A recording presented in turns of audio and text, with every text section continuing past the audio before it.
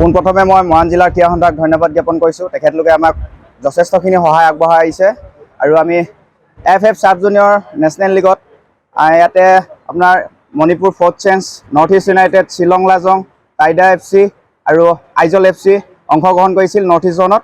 আৰু এই জ'নত আমি 31টাকৈ গ'ল দি আমি চেম্পিয়ন হ'বলৈ, জ'নেল চেম্পিয়ন হ'বলৈ আমি সক্ষম হ'লোঁ।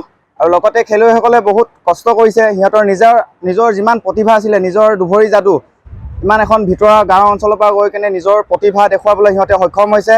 ইহঁতেও খেলুৱৈসকলেও দেখাই দিছে যে আমি কোনো গুণেই কম নহয়, আমাৰ প্ৰতিভা লুকুৱাই থাকিবলৈ দিয়া নাই। আৰু ইয়াতে অভিভাৱকসকলৰ বহুত সহায় সহযোগিতা পাইছোঁ, ভাল লাগিছে। আৰু আমাৰ দলত আমি 33জনকৈ খেলুৱৈ গৈছিলোঁ আৰু লগতে মোৰ বন্ধু আছে ৰাজদীপ আৰু এনেকৈ বীৰেন গগৈ, মনোজ গোহাঁই আৰু জিতুল সোণোৱাল, এনেকৈ আদি কৰি আমাৰ টিম মেম্বাৰ আছিলে।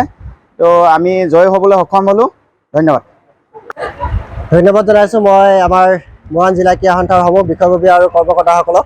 প্ৰথমতেই মই ধন্যবাদ জনাই লৈছোঁ, কাৰণ তেখেতলোকৰ উপস্থিতিতে আমি আজি ইমানখিনি পৰ্যায়ত উপস্থিত হ'লোগৈ।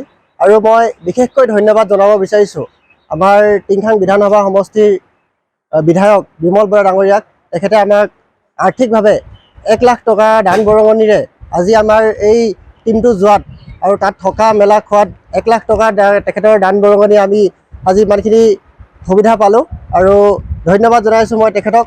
লগতে মই আমাৰ অভিভাৱকসকলকো ধন্যবাদ জ্ঞাপন কৰিছোঁ, যিসকল অভিভাৱকে আমাক সম্পূৰ্ণভাৱে ছাপোৰ্ট কৰি আজি টিমটোক, তেখেতলোকৰ ল'ৰাখিনিক, খেলুৱৈসকলক আমাৰ মাজত দিলে। আৰু আমি সেই খেলুৱৈসকলক আমাৰ প্ৰশিক্ষক ডাঙৰীয়াৰ যোগেদি সুন্দৰভাৱে এটা প্ৰশিক্ষণ প্ৰদান কৰি আজি আমি ইমান ধুনীয়া এটা নেশ্যনেল পৰ্যায়ত সফল হৈছোঁগৈ। আৰু পৰৱৰ্তী পৰ্যায়ত আমাৰ 7 মে'ৰ পৰা অনুষ্ঠিত হ'ব। এতিয়া সেই খেলখন ক'ত অনুষ্ঠিত হ'ব তাৰ ভেন্যু এতিয়ালৈকে ওলোৱা নাই, গতিকে পৰৱৰ্তী 7 তাৰিখৰ পৰা যিহেতু খেল আৰম্ভ হ'ব, গতিকে আমাৰ প্ৰিপেৰেশ্যন খুব সোনকালেই হ'ব আৰু আমি আশা কৰিম সেই পৰ্যায়তো আমি যেন জয়ী হৈ আহোঁ। ধন্যবাদ। আমি আজি এই মৰাণহাট ৰেল ষ্টেচনত আমাৰ মৰাণ জিলাক প্ৰতিনিধিত্ব কৰি অল ইণ্ডিয়া ফুটবল ফেডাৰেশ্যনৰ আণ্ডাৰ-13 অৰ্থাৎ চাব জুনিয়ৰ গ্ৰুপত ৰূপজ্যোতি স্পৰ্টছ ক্লাবে 6টা নৰ্থ ইষ্ট যিটো জোন আছিল, জি গ্ৰুপ, তাত গৈ চেম্পিয়ন হৈ আহিছে।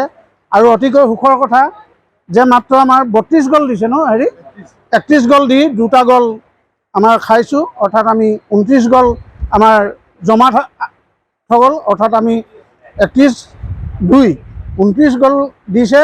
আৰু তাত লাজং FC, মণিপুৰ, এনেধৰণে নৰ্থ ইষ্ট ইউনাইটেড, এনেকুৱা ভালেখিনি টিম আছিলে।